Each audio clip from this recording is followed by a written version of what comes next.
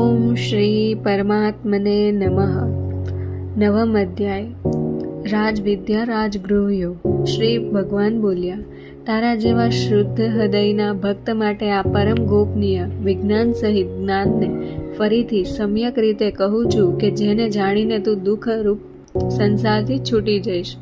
આ વિજ્ઞાન સહિત જ્ઞાન સઘળી વિદ્યાઓનો રાજા, સઘળા ગોપનીયોનો રાજા, અતિ પવિત્ર, ઘણું ઉત્તમ, પ્રત્યક્ષ ફળ અનુભવી શકાય એવું ધર્મયુક્ત સાધન કરવામાં સાવ સહેલું અને અવિનાશી છે. હે પરતપ, ઉપર જણાવેલા આ ધર્મમાં શ્રદ્ધા વિનાના માણસો મને ન પામતા મૃત્યુરૂપી સંચાર ચક્રમાં ભટકતા રહે છે. મુજ નિરાકાર પરમાત્માથી આ આખું જગત જળથી બરફની પેઠે પરિપૂર્ણ છે અને સઘળા ભૂતો મારામાં સંકલ્પને આધારે સ્થિત છે, પણ વાસ્તવમાં હું એમનામાં સ્થિત નથી. અને વળી એ સમસ્ત ભૂતો મારામાં સ્થિત નથી. મારી ઈશ્વરીય યોગ શક્તિને જો ભૂતોનું ધારણ પોષણ કરનાર અને ભૂતોને ઉત્પન્ન કરનાર, છતાંય મારો આત્મા વાસ્તવમાં ભૂતોમાં સ્થિત નથી. જેમ આકાશથી ઉદ્ભવેલો સર્વ બાજુએ વિચરનાર અતિ વિસ્તૃત વાયુ સદા આકાશમાં જ સ્થિત છે, એ જ રીતે મારા સંકલ્પ દ્વારા ઉત્પન્ન હોવાને લીધે સઘળા ભૂતો મારામાં સ્થિત છે એમ સમજ. હે કૌંતેય, કલ્પોના અંતે બધા ભૂતો મારી મૂળ પ્રકૃતિને પામે છે, એટલે કે પ્રકૃતિમાં લય પામે છે, અને કલ્પોના આરંભે એમને હું ફરી સર્જું છું. પોતાની પ્રકૃતિને સ્વીકારીને સ્વભાવના બળને લીધે વશ થયેલા આખાય ભૂત સમુદાયને વારંવાર એમના કર્મો અનુસાર સર્જું છું. હે ધનંજય, એ કર્મોમાં આ શક્તિ વિનાના અને ઉદાસીનની જેમ સ્થિત મુજ પરમાત્માને એ કર્મોનો નથી બાંધતા. હે કુંતી પુત્ર, મુજ અધિષ્ઠાનના પ્રભાવથી જ પ્રકૃતિ સંચાર સહિત આખા જગતને સર્જે છે, અને આ હેતુના લીધે જ આ સંચાર ચક્ર ફરી રહ્યું છે. મારા પરમ ભાવને નહીં જાણનાર મૂઠ માણસો મનુષ્યનું શરીર ધારણ કરનાર મુજ સઘળા ભૂતોના મહાન ઈશ્વરને અવગણે છે, એટલે કે પોતાની યોગ માયાથી સંસારના ઉદ્ધારને અર્થ મનુષ્ય સ્વરૂપે વિચરતા મુજ પરમેશ્વરને સામાન્ય માણસ ગણે છે. હે વ્યર્થ આશા રાખનાર, વ્યર્થ કર્મ કરનાર તેમજ જ્ઞાનનો દુરુપયોગ કરનાર વિક્ષિપ્ત ચિત્તના અજ્ઞાની જનો રાક્ષસી, આસુરી અને મોહિની પ્રકૃતિને જ ધારણ કરી રાખે છે.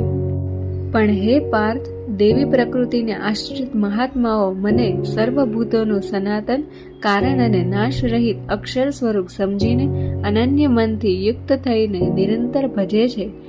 એ દ્રઢ નિશ્ચયી ભક્તો નિરંતર મારા નામ અને ગુણોનું કીર્તન કરતા, મારી પ્રાકૃતિ અર્થ પ્રયત્ન કરતા અને મને વારંવાર પ્રણામ કરતા સદા મારા ધ્યાનમાં જોડાઈને અનન્ય પ્રેમથી મને ઉપાસે છે.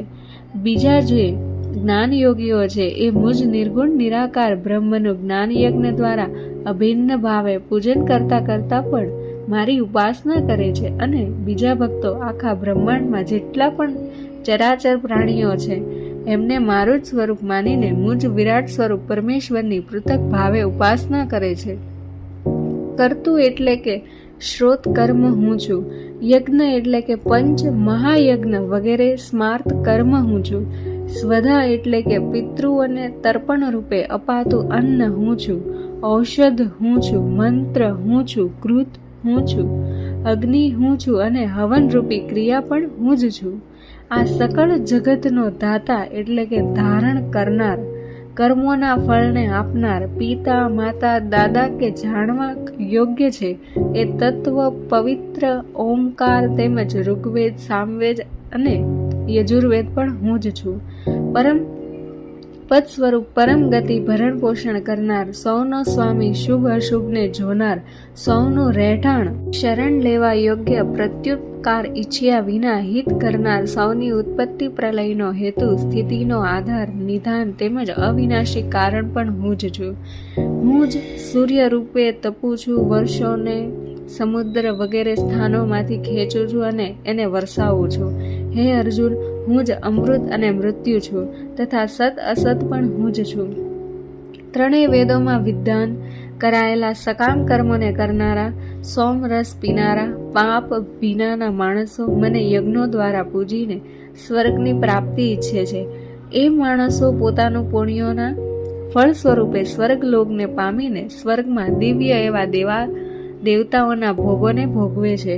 તેઓએ વિશાળ સ્વર્ગલોકને ભોગવીને પુણ્ય ક્ષીણ થતાં મૃત્યુલોકમાં પાછા આવે છે. આ રીતે ત્રણેય વેદોમાં કહેલા સ્વર્ગની પ્રાપ્તિના સાધનભૂત સકામ કર્મોનો આશ્રય લેનારા તેમજ ભોગોને ઈચ્છતા માણસો વારંવાર ગમન આગમનને પામે છે. એટલે કે પુણ્યના પ્રભાવે સ્વર્ગમાં જાય છે અને પુણ્ય ક્ષીણ થતાં મૃત્યુલોકમાં આવે છે. જે અનન્ય પ્રેમી ભક્તજનો મુજ પરમેશ્વરને નિરંતર ચિંતન કરતા નિષ્કામ ભાવે ભજે છે, એ નિત્ય નિરંતર મારું ચિંતન કરનારા ભક્તોના યોગ શ્રેયનું હું પોતે વહન કરું છું. કુંતી પુત્ર, જો કે શ્રદ્ધાથી યુક્ત જે સકામ ભક્તો અન્ય દેવતાઓને પૂજે છે તેઓ પણ મને જ પૂજે છે, પરંતુ એમનું તે પૂજન અવિધિપૂર્વકનું એટલે કે અજ્ઞાનપૂર્વકનું છે. સમસ્ત યજ્ઞોનો ભોગતા અને સ્વામી પણ હું જ છું. આમ હોવા છતાં પણ એ સકામ ભક્તો મુજ પરમેશ્વરને તત્વથી નથી જાણતા, માટે જ પતન પામે છે એટલે કે પુનર્જન્મને પામે છે. દેવતાઓને પૂજનારા દેવતાઓને પામે છે, પિતૃઓને પૂજનારા પિતૃઓને પામે છે, ભૂતોને પૂજનારા ભૂતોને પામે છે અને મારું પૂજન કરનારા ભક્તો મને જ પામે છે. માટે જ મારા ભક્તોને પુનર્જન્મ નથી થતો.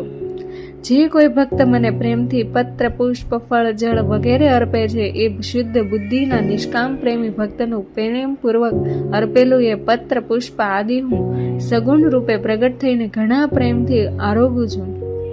કૌંતેય, તું જે કંઈ કર્મ કરે છે, જે ખાય છે, જે હોમે છે, જે દાન કરે છે તથા જે તપ કરે છે એ સઘળું મને અર્પણ કર.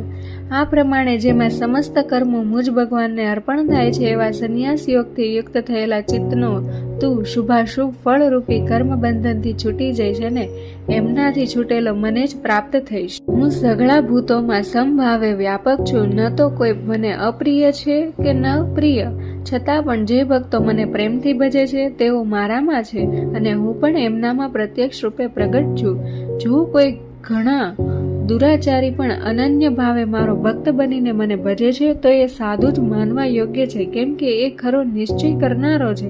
એટલે કે એણે દ્રઢતાથી નિશ્ચય કરી લીધો છે કે પરમેશ્વરના ભજન જેવું બીજું કશુંય નથી. એ સત્વરે ધર્માત્મા થઈ જાય છે અને સદા રહેનારી પરમ શાંતિને પામે છે. હે કૌંતે, તું નિશ્ચયપૂર્વક સત્ય જાણ કે મારો ભક્ત નાશ નથી પામતો. હે પાર્થ, સ્ત્રીઓ, વૈશ્યો, શૂદ્રો તથા પાપીઓની ચાંડાલ આદિ જે કોઈ પણ હોય તેઓ પણ મારે શરણે જઈને પરમ ગતિને જ પામે છે. જો આ લોકો પરમ ગતિને પામી જતા હોય તો પુણ્યશાળી બ્રાહ્મણો તથા રાજર્ષિ ભક્તો મારે શરણે થઈને પરમ ગતિને પામે એમાં તો કહેવું જ શું. માટે તું સુખ વિનાનું અને ક્ષણભંગુર આ મનુષ્ય શરીર પામીને નિરંતર મને જ ભજ. મારામાં મનને પોરવ, મારો ભક્ત બન, મારું પૂજન કરનારો થા, મને પ્રણામ કર. આ રીતે આત્માને મારામાં પરોવીને મારે પરાયણ થયેલો તું મને જ પામીશ. રાજવિદ્યા રાજગૃહ યોગ નામનો 9મો અધ્યાય સમાપ્ત.